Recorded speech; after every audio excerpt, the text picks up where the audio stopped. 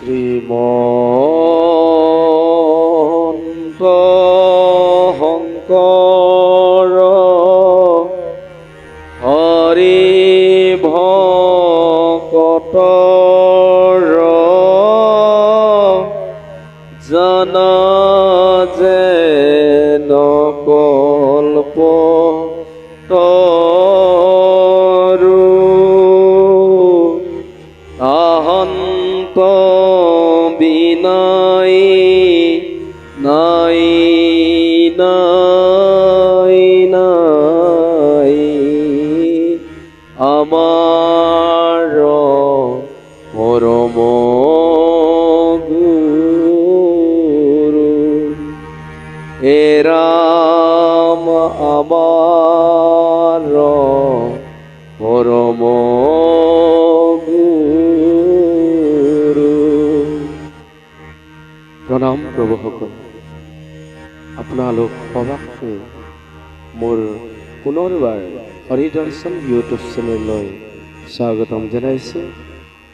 আৰু আমি যোৱাবাৰ ভিডিঅ'ত পাইছিলোঁ দ্ৰোণপুত্ৰ অশ্বত্থামাৰ ব্ৰহ্মবাণৰ পৰা পাঁচো পাণ্ডৱ ভাই ককায়ক প্ৰভু ভগৱন্তই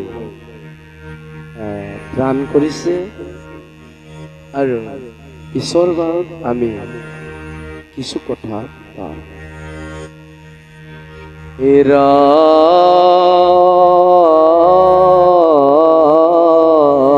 ৰাম ৰাম কেৱলে ৰাখিলা মাত্ৰ ইটো দৈৱ কিক জানিলো মুঠেকে স্নেহ মাতৃটো অধিক সেহি আপদত আমাৰ অভিমত তোমাক দেখিবে পাওঁ যিটো আপদত। হে প্ৰভুসকল, মাতা কুন্তীয়ে ভগৱান শ্ৰীকৃষ্ণক খুব অন্তৰভাৱে মৰমত ভগৱান শ্ৰীকৃষ্ণক খুব সন্মান দি কোৱা হৈছে যে হে বাসুদেৱ শ্ৰীকৃষ্ণ, তুমি দৈৱকী নন্দন শ্ৰীকৃষ্ণ, তুমিয়ে জগতগুৰু। তুমি বাসুদেৱ দৈৱকীৰ ঔৰকত দৈৱকীৰ গৰ্ভত যত্ন লৈ আহিছে যদিও তুমিহে জগতৰ গুৰু। তুমি আমাৰ পুত্ৰক নানা ৰূপ ধৰি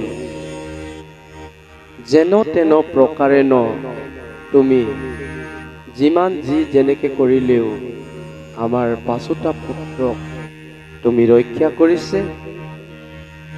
আৰু এই কথা জানি গলো যে তুমি দৈৱকীক এৰি মোক দৈৱকীতকৈ অধিক মাতৃ মোক কৰিছে।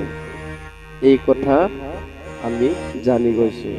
সেহি আপদত আমাৰ অভিমত।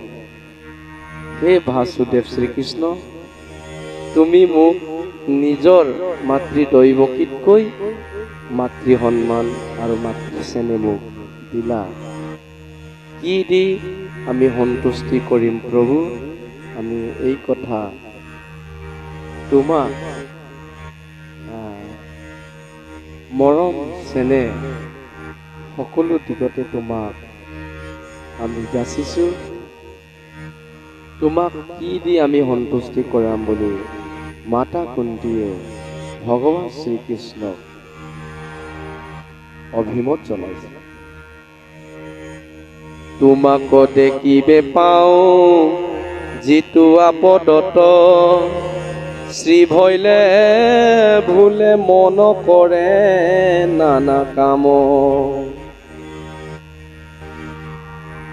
সম্পদত নপৰে লইবা কতব নাম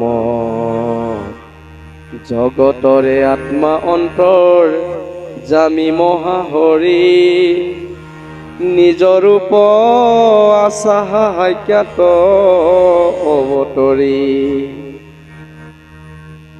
তুমি বিভিন্ন ৰূপত অৱতাৰ লৈ আহে জগত কল্যাণৰ কাৰণে, আৰু দুষ্টক দমন সন্তক পালন কৰি দুষ্টসকলক নিধন কৰে আৰু সন্তসকলক তুমি পালন কৰি।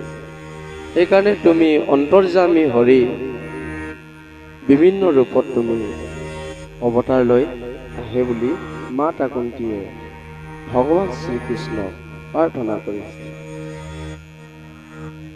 এ ৰাম কেহু বোলে বংশ বিস্তাৰী বা যাদৱৰ,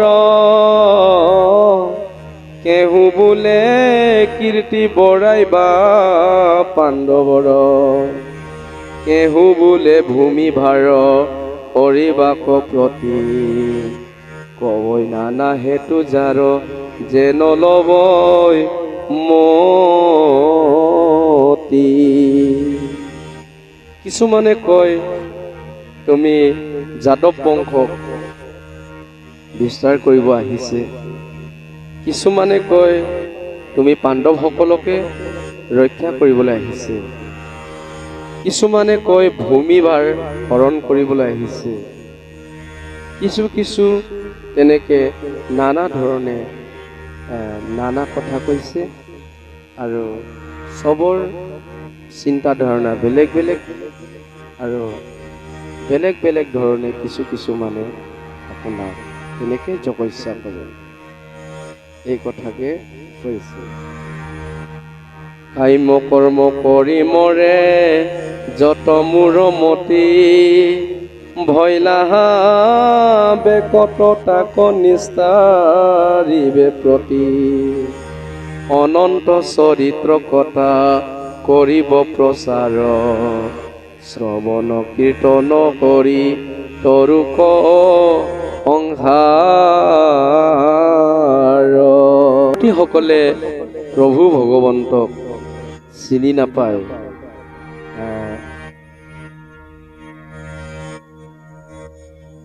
দুখত পৰি থাকে, আৰু প্ৰভু ভগৱন্তক চিনি পোৱা সকলে সুখত পৰি থাকে বুলি কৈছে।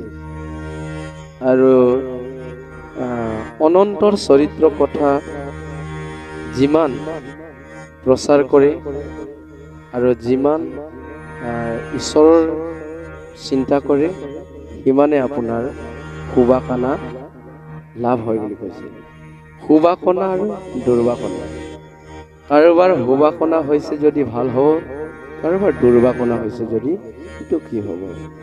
আৰু ইয়াতে কৈছে শ্ৰৱণ কীৰ্তন কৰি তৰুক সংসাৰ। ভগৱান শ্ৰীকৃষ্ণৰ কৃপা যদি পাবলৈ হ'লে আমাক শ্ৰৱণ কীৰ্তন কৰিলে ঈশ্বৰৰ কৃপা পায় বুলি কৈছে। ইয়াতে প্ৰভুসকল কৈছে যে জয়দাপ্য নৱবিধ ভক্তি আছে, অৰ্চনম বন্দনম শ্ৰৱণম কীৰ্তনম বিষ্ণু পাদ সেৱনম স্মৰণম দাস্য হাক্য আত্মনিবেদনম। এই নৱবিধ ভক্তিত শ্ৰৱণ কীৰ্তনকে শ্ৰেষ্ঠতৰ বুলি কোৱা হৈছে।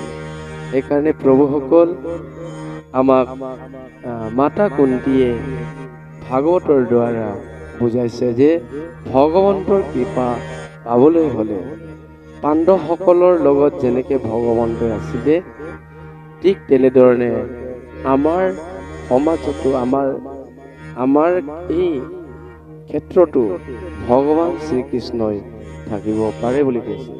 বিষয় বিৰকতি ভকত, পাণ্ডৱসকলেও বিষয় আছিলে, খেতি বাৰী কৰিছিলে, আমাৰ যেনেকে মায়া বিষয়ত যেনেকে ঘৰ সংসাৰ আছিলে, তেনেকে পাণ্ডৱসকলৰ আছিলে।